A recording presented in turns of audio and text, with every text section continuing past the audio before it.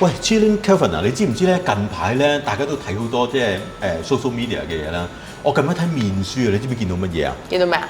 嗰啲咧油嗰啲咧，即係你知邊啲油啦，面嗰啲一粒粒咧，哇！佢搽啲嘢落去咧，啪一聲跌咗出嚟噶咯，咁我冇咗噶咯，有冇睇過？我有睇嗰啲有脱墨都得添，但係咧，我覺得個油同埋油脂粒成日都分唔清啊！我都唔知佢塊面係有油啊定係有油脂粒啊？你自己講下啦。我以前係有油嘅，跟住而家好似呢啲應該係油脂粒啦，真係要問下醫生先知。最緊要第一樣嘢，確診係油定係油脂粒先。咁其實油同埋油脂粒咧，好容易分嘅啫。其實你分到嘅嗱，因為扁平有話明扁平咧，個表面咧係個平啲嘅，油脂咧就係圓揼揼啲嘅，所以個面咧係平面啦，定係圓揼揼方角啦。咁平嘅就係油，係突出嚟就係油脂粒，係啦。但係同埋扁平嗰啲咧係過濾性病毒，係咪突出嚟嗰啲就唔會傳染嘅？係咪咁咧？就唔會嘅。咁係嘛嗱，另一樣咧就要睇好多樣嘢啦。呢個就係個表面啦。咁仲有第二樣點樣分到咧？就係位置啦。油脂分泌旺盛邊個位啊？鼻啊、額頭啊、面啊、T 字位睇啊。Kelvin就係咧青年才俊啦，後生所以油脂分泌旺盛。佢 T 字位嗰啲咧，通常都油脂入嚟嘅。咁但係扁平嘅咧就梗係冇揀邊個位生㗎啦。扁平有中意生邊就生邊嘅，可以成塊面生。咁但係油脂咧通常咧就係 T 字位或者眼周旁邊。我試過咧，我以前咧啱啱入行嗰時，呢度有好幾粒㗎。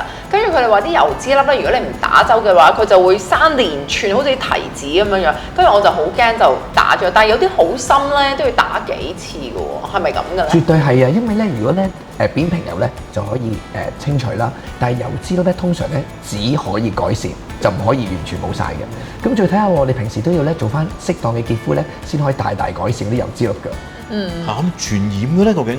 絕對係啊，因為呢個咧係一個叫人類乳頭狀病毒傳染嘅。一講到人類乳頭狀病毒咧，就好似好嚇人。係啊，因為咧其實咧呢個係普通即係接觸就會感染到嘅，就絕對唔係平時嗰啲即係誤以為係咩性病啊嗰類型嚟嘅。因為平時咧有一啲係性接觸傳染嘅人類乳頭狀病毒，而扁平疣、尋常疣咧，其實只不過係普通市民咧扶手啦、門柄啦、lift 掣啦一啲共用嘅器具咧都會傳染到嘅。咁個油脂粒咧？油脂粒咧就最主要嚟講都係油脂分泌旺盛啦，咁所以咧脂定疣咧你絕對唔使擔心，係年輕嘅病徵嚟嘅。年輕嘅病徵啊，咁即係要引以為榮。咁你引以為榮啦，你冇咗隻時候就擔心咋。嗱，但係咧好得意嘅油脂粒咧就好明顯嘅，但係佢嗰個扁平疣咧其實就唔係好明顯嘅，即係佢係好輕微，好似一粒好細，或者佢要放大鏡去見到嘅。咁我以為我自己咧本身係冇嘅，因為我覺得自己清潔得好好嘛。但係咧跟住有一次去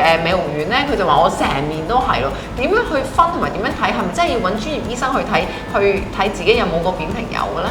嗱，一般嚟講咧，我哋同家庭醫生咧都會有特別嘅儀器，放得好大，咁睇得清楚啲。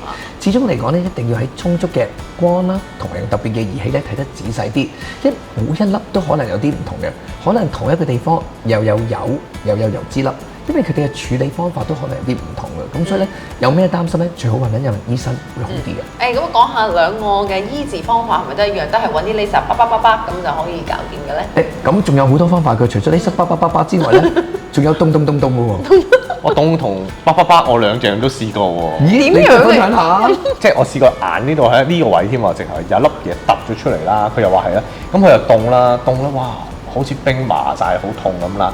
跟住咧如果叭叭叭叭叭嗰啲咧就幫我搽咗啲藥膏啊、麻醉膏，跟住咧就喺度咁樣咧，我直頭聞到少少燶味咧，燒烤味啦。係啦，燒烤味咁咧，跟住我自己覺得就好似嗰啲咧燒烤味嗰隻咧就好過凍嘅，凍嗰啲咧就好麻好痛啊！唔知係咪咁樣咧？你其他嘅係咯，兩個係點樣醫治啊？其實你講得好啱嘅嗱，視乎係咩位置啦。所以個凍嘅意思咧就唔係話攞嚿冰冰一冰佢，就係用氮氣液態氮-196度凍咗，達到治療效果。咁好處咧就係咧，佢做完之後冇傷口嘅，咁咪亦都冇復康時間嘅。凍幾次之後咧就冇咗嘅。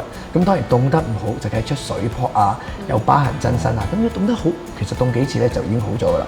咁至於咧頭先阿芝瑩話：喂，唔係喎，我啲油脂粒咁細粒，仲凍咧就唔啱啦，因為嗰啲太精細啦。咁就要好似咧阿 Kelvin 話齋，可能好精準，有啲BBQ 味，有啲燒烤味。即係嗰啲都係用燒嘅。係啊，同埋燒係二氧化碳激光。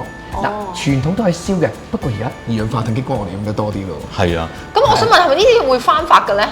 嗱，其實咧最主要嚟講咧，睇下好唔好彩啦。如果基本上有咧好翻嘅時候咧，都好少翻發。咁但係唔係喎，你污糟到死，又摸嚟摸去，個人衞生又唔好喎。